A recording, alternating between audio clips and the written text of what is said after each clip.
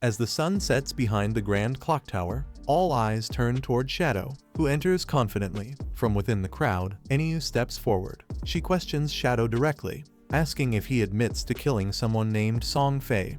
Without hesitation, Shadow calmly confirms her suspicion.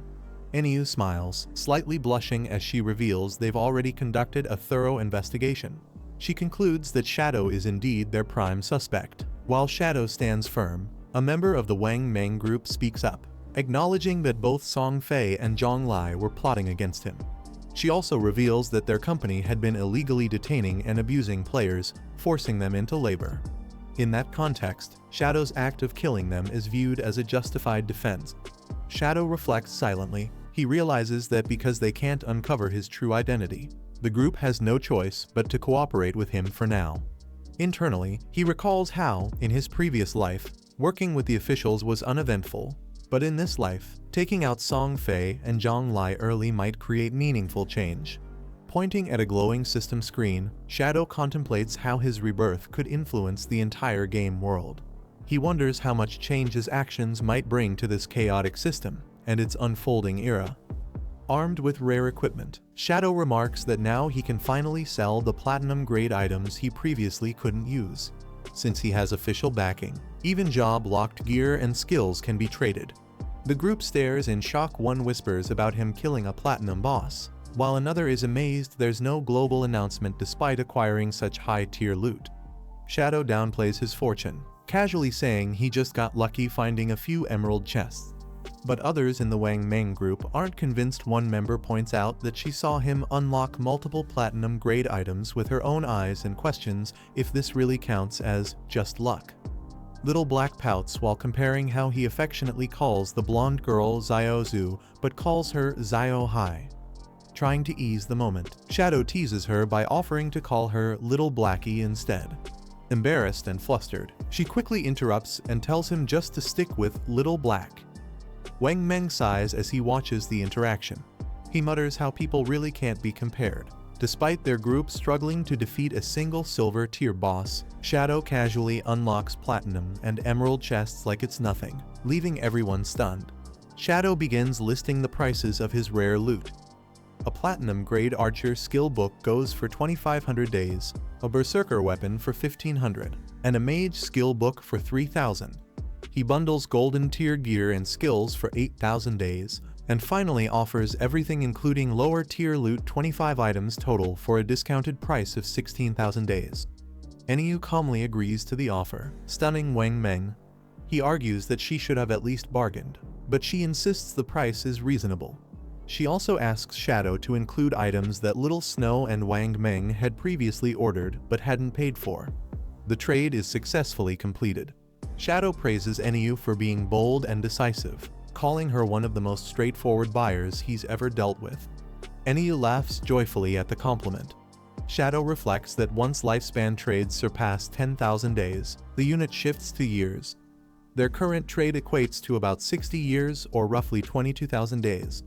Based on conversion rates, it equals nearly 4 billion in cash. Even for major city officials, it's a massive investment, but one that promises returns far beyond the price paid. With this powerful batch of gear and skill books in hand, the Zhonghai city officials now have a significant advantage. Their teams can get ahead of the competition, and the stronger their forces become, the fewer obstacles they'll face in future conflicts, including international tournaments. Enyu informs Shadow that Dajong Industry is holding several players captive. Their team is planning a rescue mission and invites Shadow to join them. She hopes his strength could help their cause. Shadow suspects the invitation is a ploy to redeem his image by associating him with the officials. He declines the offer but agrees to share some valuable information in advance. Confirming their suspicions, Shadow admits he did use and gain power to kill both Song Fei and Zhang Lai. He reveals a secret. Once the game reaches level 10, players can sacrifice lifespan to extract in-game abilities into the real world.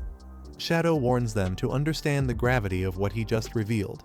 He tells them to act quickly before it's too late, hinting at the deeper consequences that come with delaying their plans. As Shadow turns to leave, he confirms that Dajong Industry is also collecting lifespan. If their members reach level 10 and extract in-game powers, any rescue operation will face much stronger resistance. He gives them one last look and departs, vanishing into a blue portal. Watching him disappear, the group remains silent. The swirling portal fades, leaving only the urgency of his warning behind. Enryo turns to Wang Meng and commands the next move they'll split up for training. Since most of them are already high level, fighting together wastes their potential. By dividing up and leading smaller squads, they can significantly improve overall leveling efficiency. Wang Meng nods with determination. Enryo instructs everyone to focus on reaching level 10. She also sends one member offline to report their findings to higher authorities. Elsewhere, players spot Shadow again. They're surprised he's stirring up attention, but this time, not by selling rare gear, but by actively making purchases. A glowing message appears above Shadow. He's offering 30 days of lifespan to anyone who can provide a silver tier boss location and 100 days for a gold tier boss location. His new objective is clear. The surrounding players stare in amazement. Shadow's strategy has shifted. He's no longer dealing items, but hunting power. A smug man notices Shadow and mocks him for still being here, acting like he's causing a scene. He offers Shadow a deal on behalf of his company's heiress, 300 million in cash and a stake in Dajang Industry if Shadow agrees to help her level up. He urges Shadow not to waste such a rare opportunity in life. The man nearby blurts out in shock, revealing that Shadow already killed Song Fei and their company's heiress in the real world. The other guy is stunned. He didn't even know she was dead. The realization hits him hard.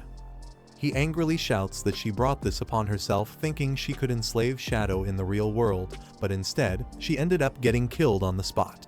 John Lai had initially offered 10 million for Shadow to help her level up. When he refused, this man, blinded by greed, took her place. But during the money handover, he was suddenly ambushed and beaten by her people. He later woke up in an unknown basement, shackled and bruised. From that point on, he was forced to work for them inside the game, earning lifespan currency while luring other players into the same trap. She mocks the outcome, laughing that such a cruel woman deserved it. Meanwhile, the man realizes with dread that while he had been ridiculing Shadow all along, the real fool was him. Mocked again, the man tries to explain that he was only a victim, nervously apologizing. Shadow says nothing, but another voice coldly tells him to step aside. His fate will be settled by the official authorities. A player approaches Shadow and offers information about a silver tier boss. Shadow calmly responds, confirming the deal: 30 days of lifespan in exchange. Elsewhere, players spot a new arrival, Black Peach. Whispers spread that she's the heiress of the powerful Cayenne group. Others warn to stay away, claiming she's killed multiple players by stealing their lifespan. Black Peach stands confidently with her elite squad, radiating power. She arrogantly dismisses the game's difficulty. With just a bit of money, she bought top-tier skills and equipment. Her strategy is clear: stay ahead in combat power, then kill other players and steal their lifespan whenever needed. Black Peach stands atop a fallen player, casually absorbing his lifespan. Her method is brutal but effective: kill and take what others have earned. Later, she vents about how the game made her miss her flight. She complains that she should be in North America by now, enjoying luxury with rich elites like Biggs, Marcus, and Fox. In her fantasy, she imagines herself surrounded by foreign men, indulging in pleasure. Now stuck in Daxia, she can't even leave the country, and her resentment grows stronger. Looking down on local men, she mocks them for being weak and disgusting. In contrast, she praises the masculinity of the Western men she admires, openly expressing her disdain for those around her. Cayenne Shishi blushes with excitement as her foreign companion praises her for recognizing real strength. He assures her that their side is far superior to the local men, and once they return to reality, she'll get to truly experience it. As they walk, another man casually asks if the weakling Song Fei is really dead. The silver-haired foreigner mocks him, saying Song Fei lasted less than a minute with her before just pure trash. Cayenne Shishi licks her lips and smirks. She's turned on by the idea that someone powerful killed Song Fei. Even if Shadow is a Daxia native, she's suddenly eager to test him herself. She reasons that if Shadow could kill Song Fei, then killing a random nobody should be even easier. This might be the perfect excuse for her to approach him and get a closer look at his strength. Kai and Shishi prepares to go offline, saying she'll call someone to approach Shadow directly. Her companion quietly reacts in awe, offering 3,000 days of lifespan as payment is no small deal. She thinks to herself that even if Shadow isn't tempted by money, there's no way he could refuse 3,000 days of life.